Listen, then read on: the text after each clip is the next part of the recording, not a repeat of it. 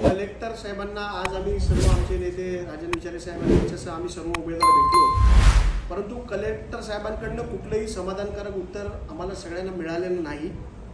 आम्हाला जे इलेक्शनचं रिझल्ट लागल्यानंतर 7 दिवसाच्या आत पैसे भरायला सांगितले आणि जे आम्ही ज्या ज्या बूथवर आम्हाला डाऊट्स आहेत त्या बूथचे आम्ही पैसे भरलेले आहेत, त्या बूथचा नंबर दिलेला आहे आणि आम्हाला सांगितलं 7 दिवसाच्या आत पैसे भरायचे आणि पैसे भरल्यानंतर तुम्हाला रिचेकिंग रिकाउंटिंग आम्हाला त्या बूथची देणार असं सांगितल्यानंतर आमच्याकडनं पैसे भरून घेतले आणि आता पैसे भरल्यानंतर आता त्यांचं म्हणणं आहे की आता तुम्हाला रिकाउंटिंग आम्हाला देता येणार नाही, तशी तरतूद नाही, फक्त आम्ही तुम्हाला मॉकपोल देणार.